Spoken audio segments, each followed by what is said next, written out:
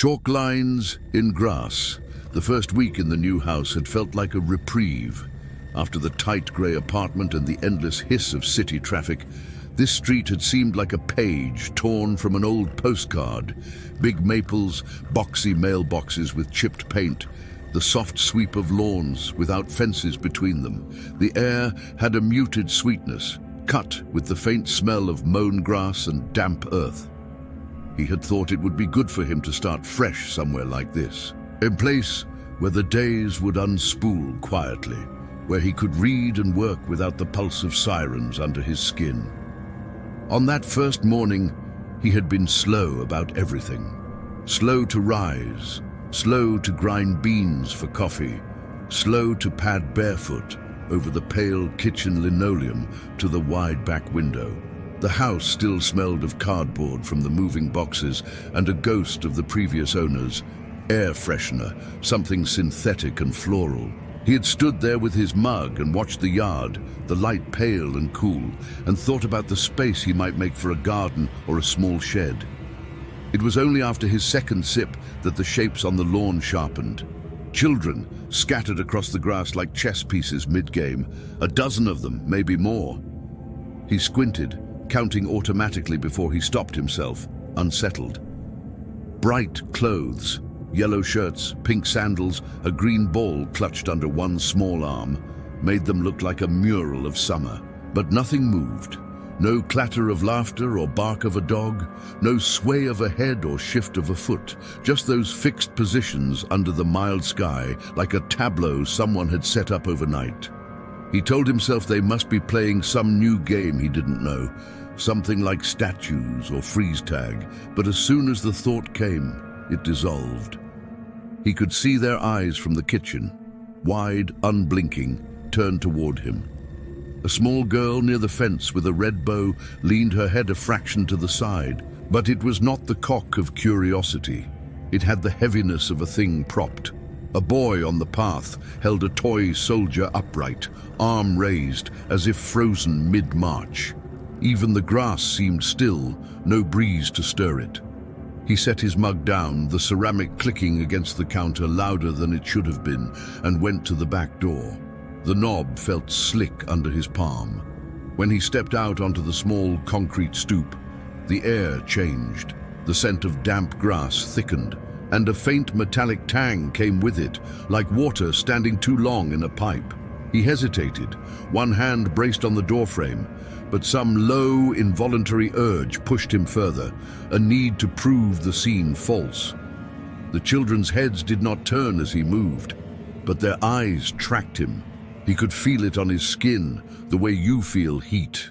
Each step into the yard was like stepping into a room where someone had been whispering and had just stopped. He wanted to call out, ask where their parents were, what they were doing, but his throat tightened, dry. The silence was not just an absence of sound. It had density, as if sound itself had been drained from the place. He looked to the neighbor's house, a one-story ranch with white siding, dark windows, curtains drawn, a line of weeds in the driveway, grass gone uneven and long. No car. The houses beyond were the same, blinds closed, paint fading. Even the birds seemed absent, only the children punctuated the green. He backed a step toward his stoop, his body already angled to retreat, but couldn't quite cross the threshold. The sense that moving too quickly would break some thin film and invite something worse rooted him in place. He glanced over his shoulder at his own kitchen, at the door left ajar. The house no longer felt like a refuge. It was just another shape in a neighborhood turned hollow. He realized with a slow, sinking certainty that the children were not looking at the street or the houses. They were waiting for him. Later, inside, he tried to convince himself he had imagined it. Stress from the move, a trick of the light. He closed the blinds and pressed his palms against the countertop until the blood left them. But behind his eyes, the image stayed. Bright clothes on still bodies, vacant eyes following him. Even when he moved into other rooms, the sense of a silent audience clung, like static on a sweater. At night, the house creaked in its ordinary ways, the water heater ticking, the fridge compressor coughing on. But those sounds only underscored the greater silence beyond the walls. He found himself listening, straining for anything, a car door slamming, a voice calling, a lawnmower starting somewhere down the block. Nothing. He thought about calling someone, but he had no one nearby, and the idea of trying to describe it over a line felt absurd, already diluted by words. Sleep came late and light. Each time he woke, the dark of the window seemed deeper, as if the glass no longer looked out on anything at all. Toward dawn, when he did drift off, his dreams were not of the children, but of the yard itself, stretching and flattening into an endless green plain, with small figures punctuating it like pins in cloth. He woke, with his jaw aching from how tightly he had been clenching it. By the next morning, he had decided he would go for a walk. If nothing else, it would break the loop of staring out the window. He dressed quickly, avoiding the back of the house, and left through the front door. The street was lined with identical mailboxes, their flags down. No papers on the driveways. The air smelled faintly of mildew and cut wood, as if someone had been sawing boards out of sight. He walked to the corner, then another block. Every house looked shut, windows covered, lawns gone slightly feral. A tricycle lay on its side near a hedge, its front wheel turned. When he bent to touch it, the plastic felt damp and faintly gritty, as though it had been sitting untouched for months. No footprints in the dew, no tire tracks. His own breath came quicker. When he returned to his own yard, he stayed on the sidewalk for a long time before turning in. The children were still there, precisely as before, only the light had changed, laying their shadows at different angles. The girl with the red bow by the fence, the boy with the soldier. Others dotted across the grass like placed markers. He felt a small tremor run through him, like the first shiver of fever. Whatever this was, it had not ended overnight. If anything, it was more settled, more sure of itself. He did not go inside right away. He stood at the edge of the property, his hands useless at his sides, and tried to slow his breathing. The children's eyes were on him. He felt their weight even when he closed his own.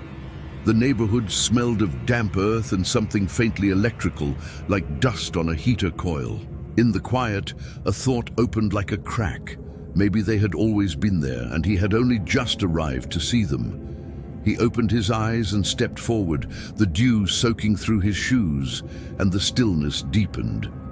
Somewhere far off, maybe blocks away, something metallic clanged once, then fell silent. He thought of calling out again, but did not. Instead, he watched the children watching him, and in that thick quiet, the day stretched, as if waiting for him to do the next thing. He made a show of normalcy for himself that second morning. Dishes in the sink rinsed and stacked, the coffee maker wiped where a smear had gathered from his hurried pour. He set a folded towel near the sink to catch drips, though drops still beaded on the lip of the faucet and clung there, as if hung by invisible fingers. When he opened the refrigerator, the light brightened and held, one smooth glow with a rhythm underneath it he had not noticed before. It came as a low bird purr, like a cat trying to remember how to content itself. He stood there longer than necessary, staring at the labeled cartons he had brought over from the grocery near the highway. The labels meant nothing now, a familiar alphabet that did not connect to appetite. He closed the door and leaned the back of his head against it. The compressor sighed again and stopped. He listened to the next beat of silence as if it were a train passing far in the night. He decided to avoid the yard and looked instead toward the front of the house. The blinds there were angled so he could see a strip of the street without presenting himself fully to anyone outside. No movement. The mailbox stood with its little red flag down, seam of paint chipped on its curved lid. Across the way, a pale sedan sat in a driveway with a film of pollen on its windshield and a wiper frozen half raised, as if someone had been interrupted mid-swipe and never returned. He watched the street the way he had once watched a computer progress bar, trying to will each fraction forward by concentration alone. He took his phone from the counter and saw a single thin line of signal. He called the general non-emergency number for the town he had scribbled down the week before. It rang. It rang a long while, a stretched string of sound, broken only by small, dry clicks, and then a recorded voice came on. The voice was low and even, and seemed to have been made on a home machine. It said the office was observing a temporary closure. It said to shelter in place and to avoid disruptive activity outdoors. It did not define disruptive. It advised against approaching gatherings. It advised against confronting minors unattended. He listened to it once, then again. On the second run, the voice caught slightly on a word, and he heard the room around the recording, the bare echo of a small space, maybe a back office, maybe inside a closet.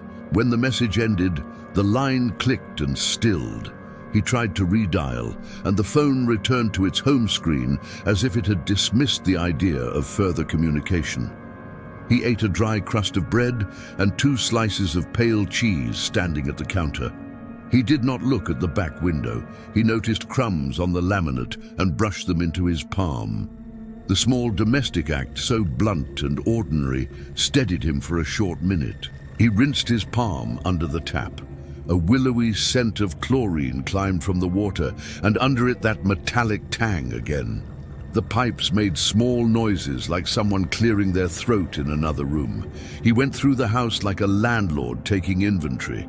The bedroom had the exhausted blankness of a guest room that never had a guest. The spare room was still full of boxes, and the flattened cardboard gave off a paper dust smell that pricked his nose. In the hallway, a long runner rug hit a slope in the floorboards. The bathroom's mirror showed him a face tending toward pallor, stubble pushing through his skin like wet grain in spring. He found the packet the previous owners had left in a kitchen drawer, a thick folder of photocopied instructions that ran from appliance manuals to a trifold form letter from the neighborhood association. That letter had a syrupy tone that made him itch even before the content reached him. It welcomed newcomers to a community of quiet enjoyment and respectful boundaries. It noted expected hours for yard work, for music in the park on the far end of the development, for seasonal festivals. A highlighted section cautioned against unauthorized signage, loud tools after dusk, and the hosting of large gatherings without prior notice. He read the line about gatherings 3 times without meaning to. On the back, in a smaller typeface, a narrow list of additional conditions appeared. Maintain clear sightlines. Do not engage with passers-by who remain on the verge.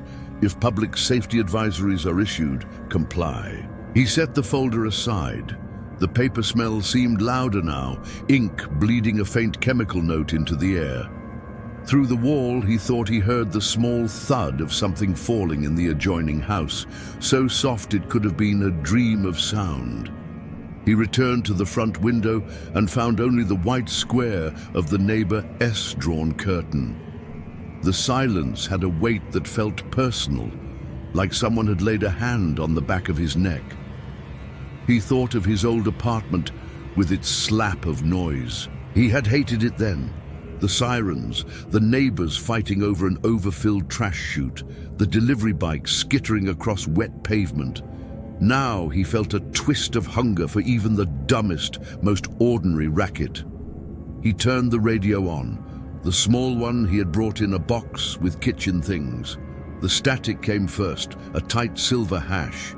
He dialed across the band and found a public station with a soft voice reading a text that sounded like a local history or a remnant of a lecture series, something about the geology of the plains. The voice did not mention the present or name the day. It did not pause for news. It seemed to move on its own path, unaffected. He kept the radio playing and went to the back of the house and stood beside the blinds. The yard lay there like an illustration. The girl with the red bow by the fence, the boy with the soldier on the path. A taller child near the lilac bush with a jacket tied at the waist, though the day was warm. He watched for the thing that never came. The blink, the twitch of an arm, the gathering of knees before a step.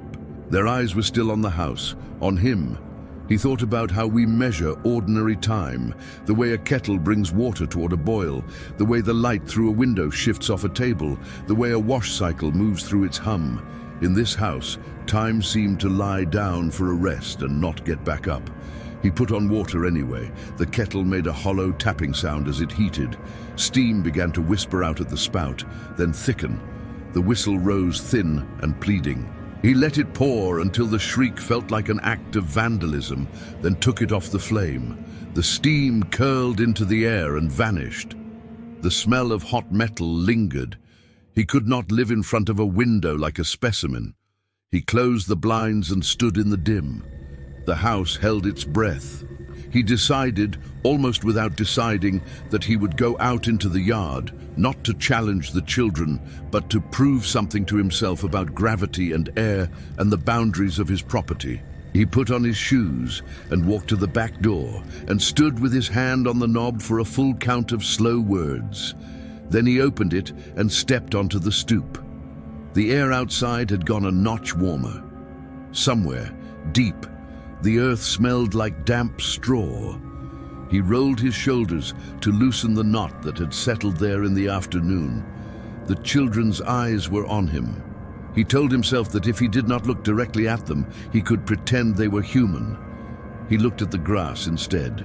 The dew had burned off, but left a darker shade where it had lain, a faint veining of color across the yard like a map of riverbeds. He took one step onto the grass. The girl by the fence did not move. The boy with the soldier made no sound.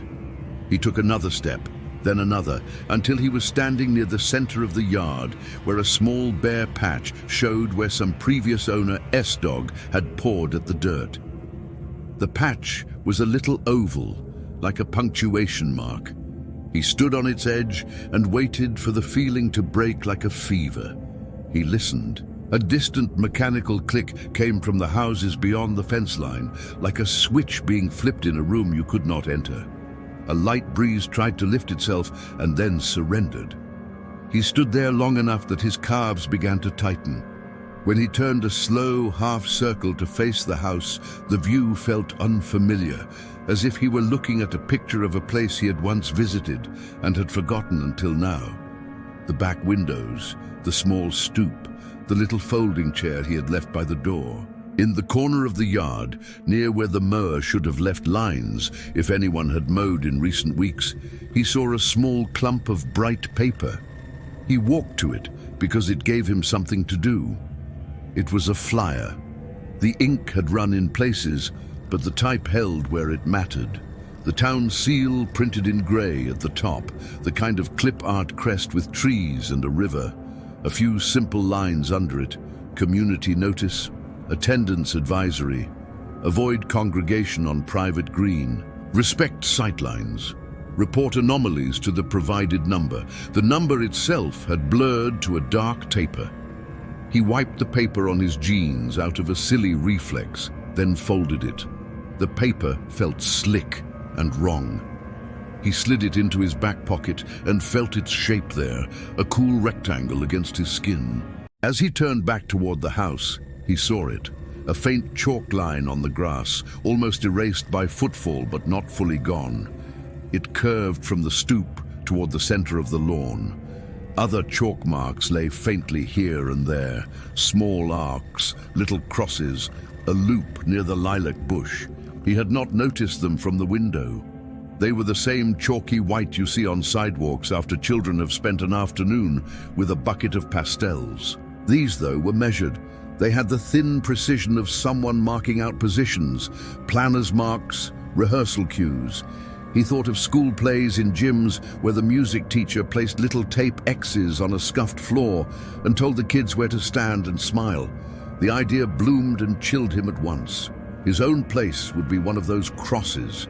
He knew it without seeing it. A space left open in a ring. He felt an impulse to run a foot over the chalk, blur it. He did not. The yard was tender to the eye, like skin after a fresh shave. He could not bring himself to scratch it. Instead, he stepped off the grass and back onto the stoop and went inside and locked the door, because that was what you did when a thought was too large to hold and you needed to reduce the world to a room again. He tried television. The local channels showed a blue screen with a line of text crawling along the bottom at a slow, mourning pace. It said the words you already knew by their shape and tone: temporary, advisory, out of an abundance of caution, municipal services, contact only if necessary. There was a number to call. He recognized the number from the voice message earlier, and he imagined the same small room and the same person recording lines that would repaint every empty house on quick notice. He turned the volume down and left the screen on.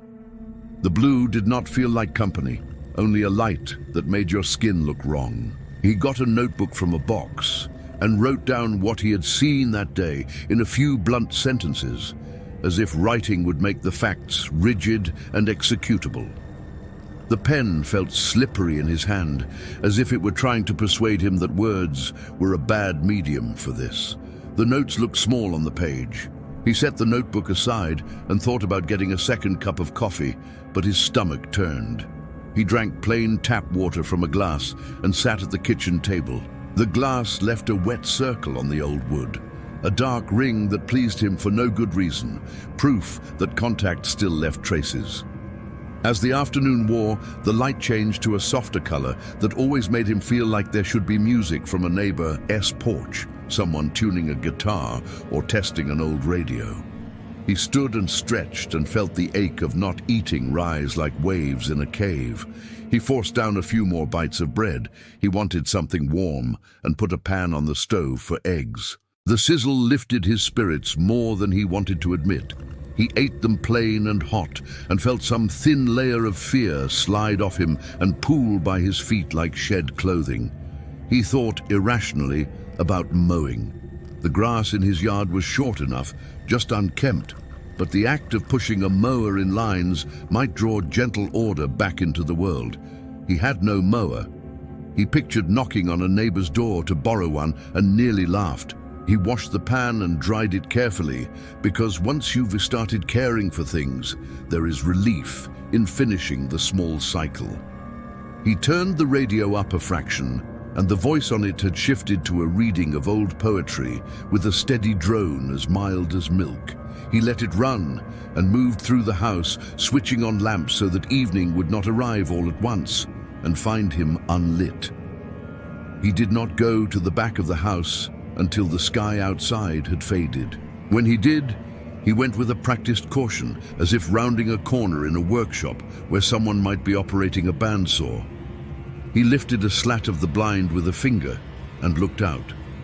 The children were there. In the dim, their bright clothes had withdrawn into grey, but small flashes of color held.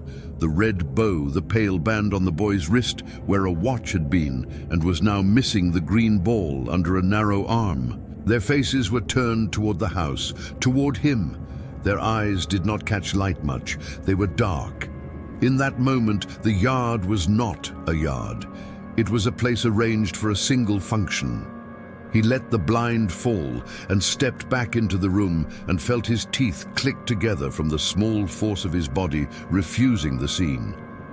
He slept on the couch that night rather than venture into the rear bedroom. The springs were old and spoke at him when he turned, but the sound was earthy and true and gave him something to press his breath against. He slept in increments. He woke 3 times to the refrigerator's compressor drawing breath. He woke once to a sound at the back door, a quiet touch, less than a knock, the sound the world makes when it tests a boundary. He lay with his eyes open and watched the ceiling's faint fracture lines begin to show as dawn worked through the gray. On the 3rd day, he did not count days anymore. He woke with a conviction that he would leave. He would get in his car and drive. He did not know where. The highway. The next town. A motel that took cash and had a buzzing open sign in the window and a desk clerk who wanted only the basics of his name. He drank water, forced down jam on dry toast, and filled a paper sack with what he could carry: documents, a sweater, a small pocket knife, granola bars. He left the radio on. He left a lamp on near the front door, like a talisman that would keep the house from closing on itself when he crossed its threshold. Outside, the front yard looked like the back's fraternal twin. No children stood there, no adults either. The hedges had splayed a bit more. A thin film of grit had settled on the porch rail overnight and came away in lines on his fingertips. He locked the door, not believing in locks, but needing to enact the motion, and walked to the car. The car started right away with its customary thrum. The fuel gauge showed more than half. He gripped the wheel and drove. The neighborhood had a looping design that was meant to foil rush traffic and keep speeds friendly. He turned one way, then another, following signs that promised an exit to a main road. The farther he went, the more the houses resembled his own. Same paint palettes, same windows dark. A dog stood behind a chain-link fence and watched him go by, not barking, its tail low. At the first larger intersection, the signal was stuck red in all directions, a polite stalemate. He waited longer than the situation required, then moved through. The car's tires made a neat sound on the painted line. On the next block, a barricade had been rolled out with a reflective strip across it and an orange cone lying on its side like a toppled marker. The barricade did not say why. It did not need to. He turned away from it and drove a loop he did not intend, before finding himself back at a familiar corner where the same tricycle lay near the hedge, its front wheel turned. The sight of it felt like a finger laid on his throat. He told himself it was ordinary to get turned around in a new place. He followed a different route, one that curved past a small park with a gazebo. The park benches were stacked on their sides like bleached ribs. The gazebo had a tacked notice on a bulletin board with the same crest as the flyer in his pocket. He did not stop to read it. He drove past a white van idling at the curb with no one in the driver's seat. The engine noise felt as thin as the cry of a hawk. He turned toward where he thought the main road lay and found a gap between houses that should have led out, but only bent him into a service lane and then out onto the same circle he had first entered. He made a sound then, not a word, just a deep note pulled from the middle of his chest, and struck the wheel once with the side of his hand, not hard. He drove one more long loop with a fluency born of surrender and saw his own mailbox sooner than he should have. The car sighed off when he turned the key, as if grateful to be done with suggestion. He sat for a while, hands loose, and watched a single leaf make its way down the street, traveling as if pulled on a slow reel. When he got out, the street smelled of warmed tar, and someone's laundry hung unseen and damp. He walked to his backyard instead of entering the house and stood by the gate for a long time before letting himself through. The children stood where they stood. The chalk marks on the grass had become more evident to his eye, as if practice had taught him how to see them. Spots, crosses, curved arrows that led from one little station to another. He followed a line with his gaze to the spot near the center, then to another mark closer to the stoop. There was a gap near the stoop. Not empty exactly, reserved. He turned the hose on to test a theory he did not quite make. The water coughed, then ran. A clear rope that darkened the dirt by the lilac. A sweet mineral smell wafted up, the scent of a basement after rain.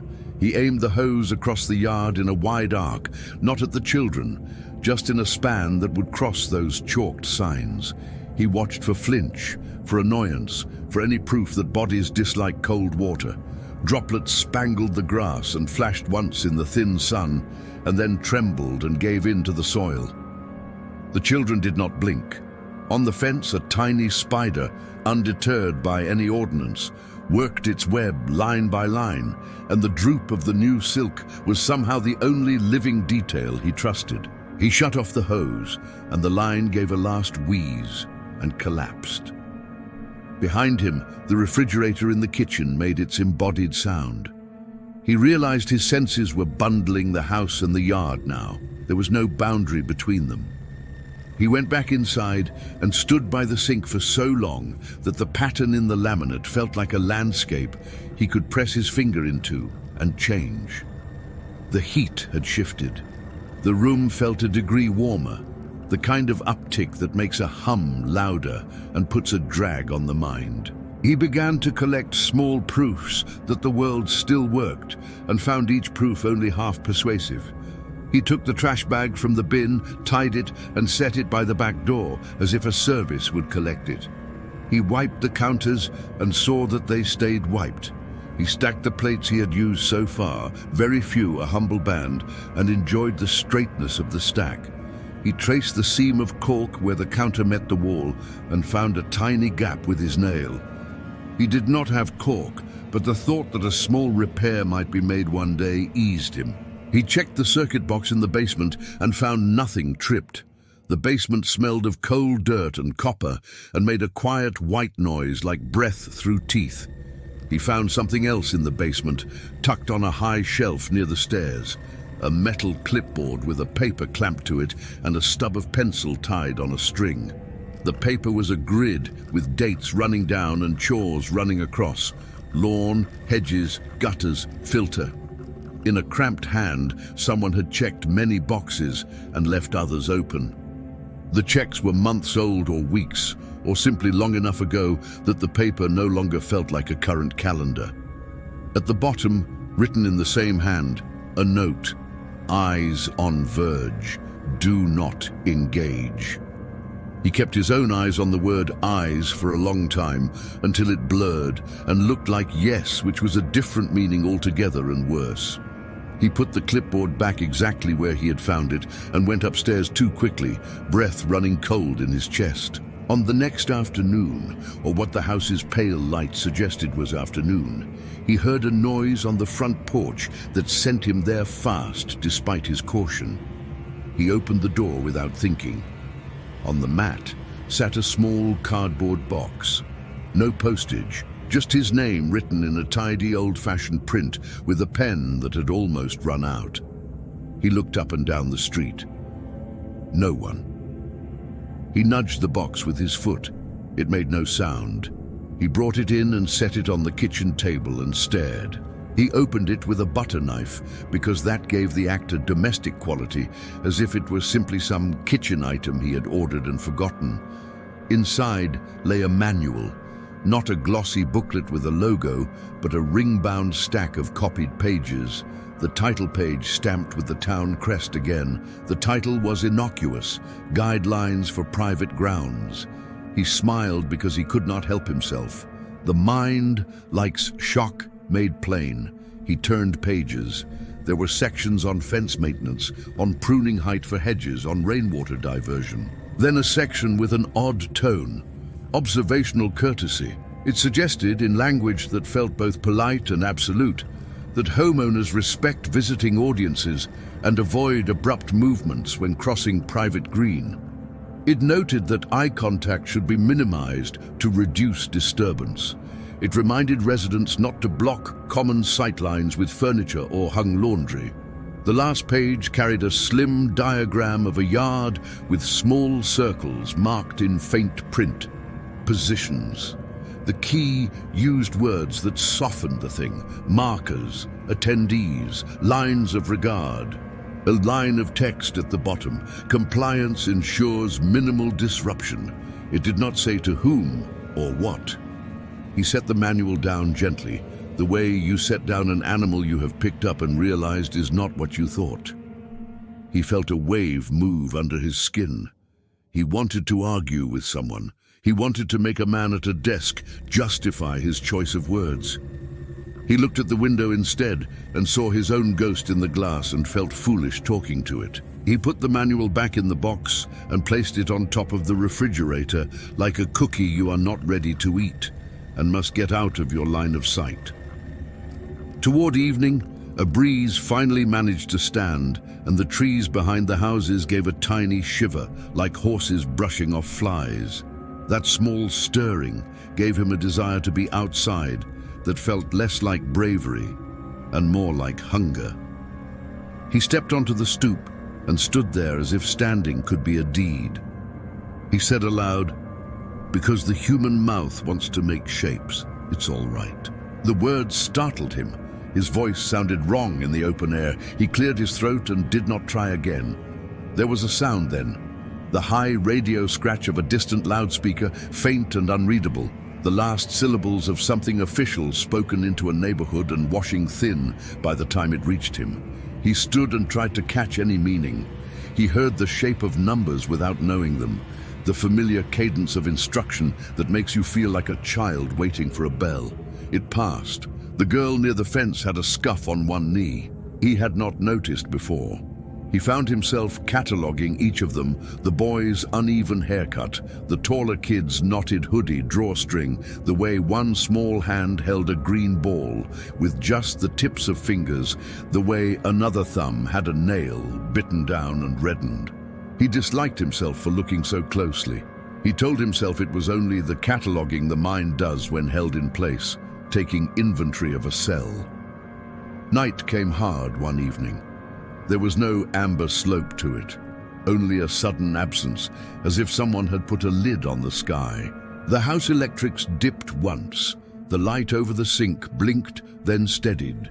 He heard across the rooms an old relay clack shut. He turned off every lamp but one on purpose and sat in the living room and tried to read. The page would not hold still. Words wandered around him and returned without priority. He put the book on his lap and stared at the wall. He could hear his refrigerator again. It had become a creature living with him, announcing its breath, reminding him that cycles still ran. Freon still pulled heat out of closed spaces, coils still warmed with purpose. He realized that when the compressor turned off, he exaggerated the small silence after, like a man listening for a baby's next breath. He slept and woke and slept. He dreamed once that the chalk lines had been traced over in a fresh, thick hand during the night and were bright as a schoolyard drawing. When he went out the next day to check, they were exactly as before, faint, in different light. That was a relief and a disappointment, as if clarity at the very least would earn him a footing. The weather, which had been mild and grey, turned mean for a few hours and blew grit against the back door in short rattles. He stood there and watched the door shake, and he held the knob with a light hand the way you calm a dog. He thought of families he had known when he was young, people who had moved to development edges for quiet and ended up building a quiet that trapped them. He thought of how often advice towns give is written by the same few hands, copied into new forms each year, stripped of specificity so it can travel. He thought of the manual on top of the fridge and felt his stomach sour, just knowing it sat there. He got a chair, climbed, and brought it down. He paged through it again, and this time at the very end, beyond the diagram, he found a page that had been stuck to the back cover, glued by humidity. He peeled it carefully. It was a single sheet of guidelines, written as if they were common sense, and yet stretched into a domain where common sense did not run. It said, in the event of persistent attendance, homeowners should maintain routines, resist the urge to relocate positions without authorization, and consider assuming a place to expedite resolution. It did not define resolution. It did not define authorization. It did, in a thin little footnote, direct homeowners to contact a liaison through a form that required a sign-in he did not have. He let the book lie open to that page on the table and went to the sink and washed his hands with care as if the paper were an irritant. He dried them on a towel that smelled like nothing and hung the towel back on its small hook. He stood in the center of the kitchen and stared at the table and at the manual and at the plain glass of water he had poured and not yet drunk. He knew exactly where the gap in the chalk marks stood in his yard. He had known since the second he saw them. He poured himself another glass of water because one glass sitting there seemed indecent in the moment, and he took both, balancing them in his hands, and carried them to the back door. He rested them on the stoop's little concrete lip, one on either side, like offerings to either interpretation, and he stepped down between them into the yard. The children's eyes were ready. He did not look at them. He stepped to the gap near the stoop and stood there. His heart took that as an insult and began knocking high and hard. He looked down at the grass to quiet himself. The grass held a small world of its own. Blades bent here, a beetle shouldering along there, a bit of husk from some seed. He stood still. He did not know how long he stood. His heart remembered a normal rhythm or something like it. A great fly drifted close, hung, drifted away. He breathed evenly. When he glanced up, not at the children but toward the farther bushes, nothing had moved. He stepped back onto the stoop and waited for the world to punish him. It did not. He went inside and closed the door gently. He poured one of the glasses of water into the sink and drank the other in a long swallow. The water tasted of copper coins. He set the empty glass beside the sink and left it there like a marker in his own house to show that a living person had taken a drink, had set the object down, and would pick it up again later, because that is a thing the body knows how to do. That night, he slept more tightly. It felt less like rest and more like a door slammed shut in the mind, but he took it. He woke once with his hands clenched, crossed over his chest, as if he had invited his own stillness. He forced his fingers to curl and uncurl until they obeyed him. In the quiet, he could hear a nocturnal thing outside moving in leaves. He let the sound stand. He refused to invent a shape for it.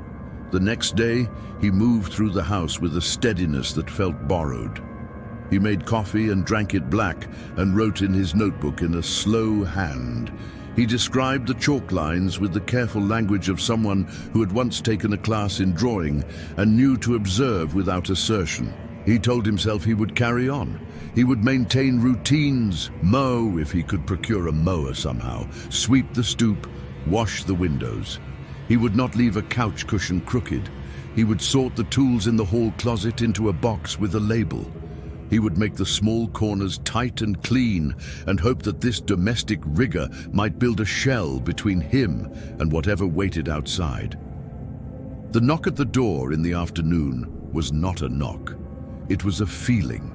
The feeling came from the space near the stoop where the chalk gap lay. It was not a sound. It was not even a pressure. It was an attention that had the texture of touch. He went to the kitchen and stood with the manual open on the table. He looked at the page with its thinner footnote. He smiled a little because the language had done what it always does at the edge of the knowable. It had grown gentle and vague. He ran a finger under the sentence about assuming a place. He felt the smallest shock of static jump from paper to skin. It could have been his imagination. The doorbell rang. He had not rung it himself since moving in. Its sound was modest and a touch old-fashioned, the kind that would have pleased a person who likes orderly things. He froze. He thought of leaving it. The bell rang again after a measured pause. Between the rings, the refrigerator bumped on and hummed, then clicked off like a witness marking the beats. He went to the door and opened it. No one stood there. On the porch rail sat a thin, flat package wrapped in brown paper and tied with a string you do not see much anymore. He brought it inside and set it next to the manual. He undid the string and smoothed the paper back. Inside lay a photograph mounted on board, a panorama in faded tones. It showed a row of backyards in this development in some earlier season. The grass clipped short, a few lawn chairs placed with almost military care near stoops. In each yard, small figures stood, children in ordinary clothes. The print was old enough that their faces were hard to read, but their posture was unmistakable. In the yard that would later be his yard, with a tree shorter than the one that now grew there, someone had placed a small white X on the ground with tape, and a grown man stood on that X and looked toward the house. His face, a smudge, gave nothing away. At the bottom of the board, a caption had been written in that same old print. Compliance period. Concluded to satisfaction. He did not like that line. He did not like the careful way satisfaction had been written, as if the pen had lingered there. It would be easy to invent a whole apparatus from this. Officials meeting in a windowless room, agreements signed in committees, a sandstone building lined with filing cabinets full of these, stamped and numbered. But the things in his house right now, the manual, the photograph, the chalk lines, did not feel like the work of a cold apparatus.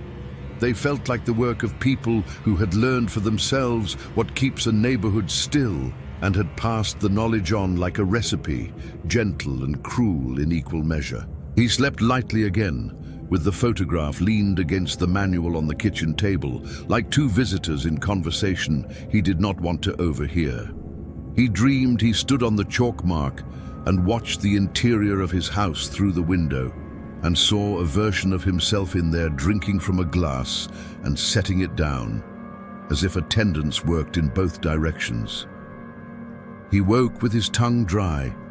He lay very still until he heard the refrigerator soften, and then he got up. He went to the yard. He did not count steps. He did not look at the faces. He walked to the gap near the stoop and stood in it. He turned his head slightly toward the house without raising his eyes. He lifted his chin a fraction and placed his hands at his sides. The pose felt ridiculous at first.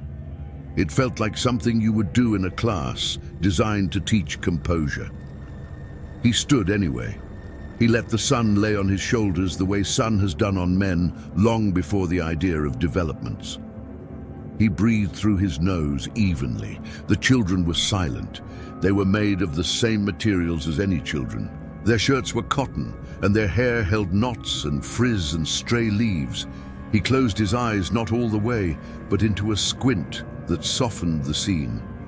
In the dim, two worlds sat as if overlapped on a light table, the one where he stood on a chalk mark and waited for a resolution he did not believe in, and the one where he stood on his own grass, for the simple reason that this was where he had decided to stand, because the day needed a shape, and the shape could be given by a body.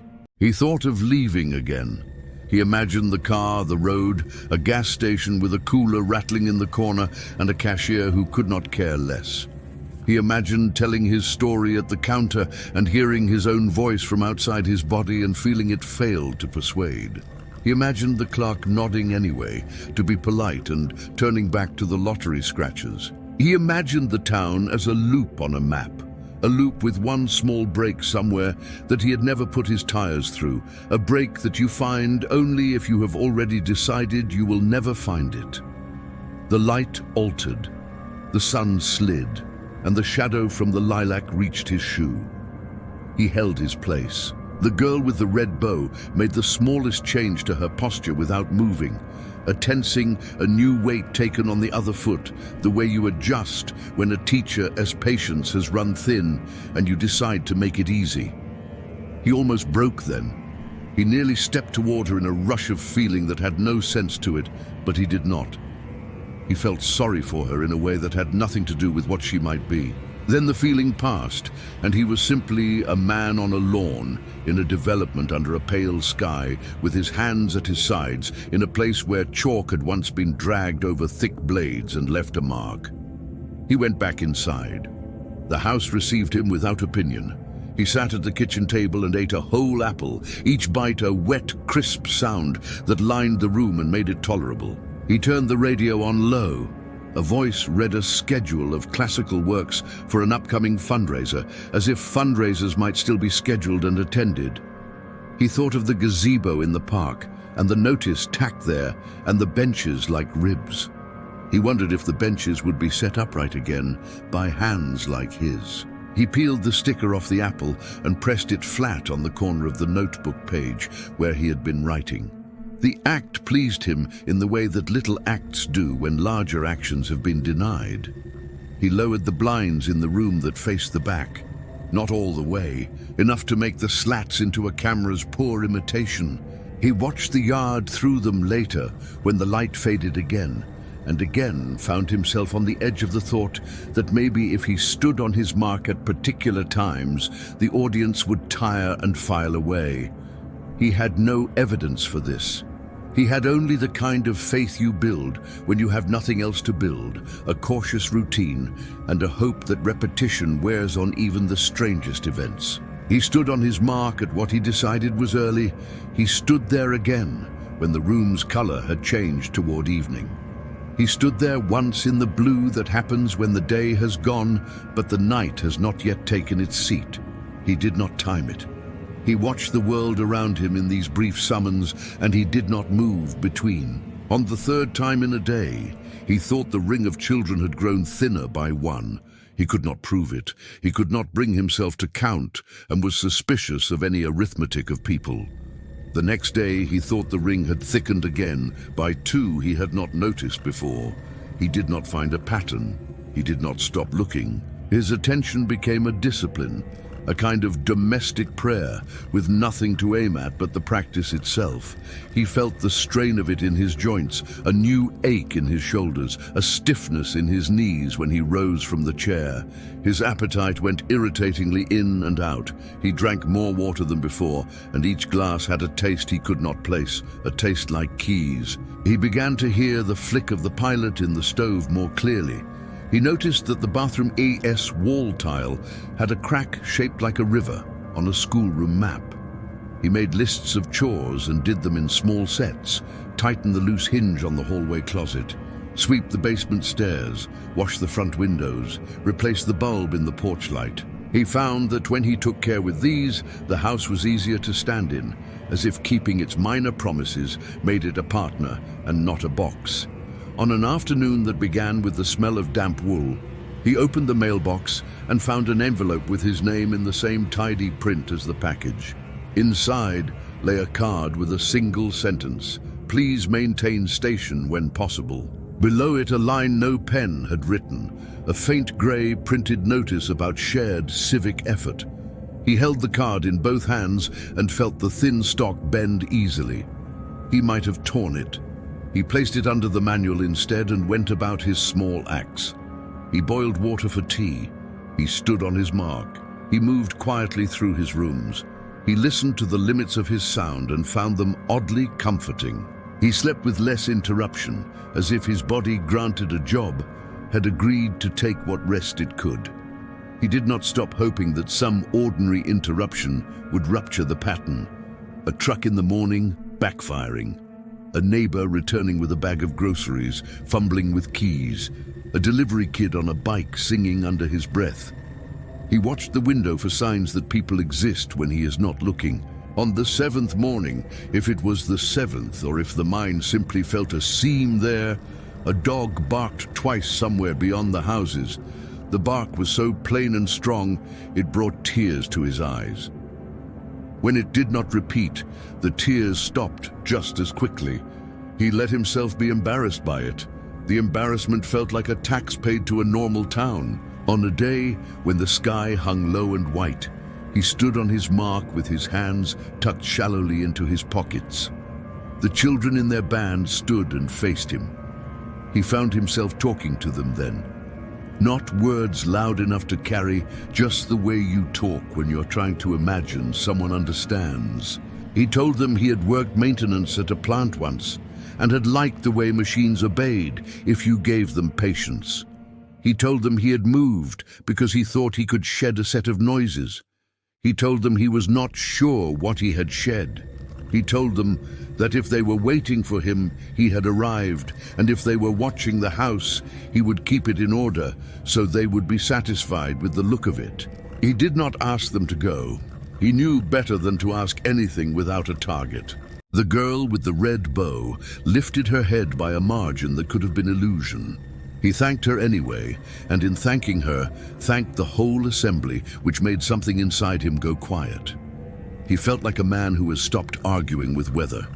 He knew what piece of his day would be given to the sky and what piece he would keep for himself. A week later, or a meander of days that made a week without touching the number, he woke to the sound of a distant engine. It grew and passed and did not come down his street. He got up and made coffee and drank it with relief. He went to the back and stood on his mark and then left it for his chores, and then later stood on his mark again. In the afternoon, he heard feet on his front porch and went and opened the door without fear. A small envelope lay there.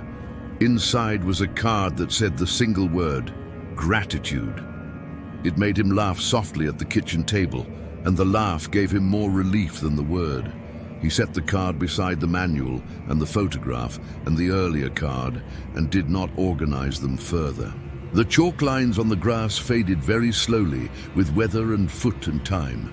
When they were gone, he knew where the mark lay without sight, because the body remembers its own roots, and in that knowing he felt one small knot in his chest release. The children returned each morning and were there at evening and sometimes behind his lids when he napped. He stopped trying to count them in any fashion, and so uncoupled his mind from the arithmetic of dread. One afternoon, he thought he saw an empty space where the boy with the soldier had stood, and then a breath later, the boy was there, the soldier at his waist head tipped so slightly that the line of his neck seemed a drawn thing. He kept a small routine of letters no one would receive. He wrote them at the kitchen table on scrap paper he found in the folder the previous owners had left. He addressed them to the old plant, to a friend he had not spoken to in years, to his own name at a different address. He told the truth. He wrote that he had been given a task and that he was not sure if he had accepted it or if it had attached itself to him in the way burrs do when you brush a field. He wrote that the house was cleaner than it had ever been, that he had become deft at moving in silence, that when he put a dish down, he had learned to feel the instant of contact and soften it, that in his care, the refrigerator felt less like a beast and more like a companion. He wrote that there was a girl with a red bow, and he thought sometimes of taking the bow from her hair and giving her back a ribbon of a different color, one that matched the sky on a clear, cold day, but he did not write that he would do it. He wrote that he would try to rest. On a morning when the air had the sharpness of cut apples, he stood on his mark and realized he had stopped wondering if anyone would come to relieve him. The feeling that should have come with that, rage, despair, relief, did not arrive. Instead, a feeling like weather again came, the sense that seasons turn where minds cannot. He breathed and let his hands rest at his sides. One of the children, a boy he had never catalogued, had a stain on his sleeve shaped like a continent. The boy's eyes, dark and without shine, held the house. The man, standing on his mark, held what he could.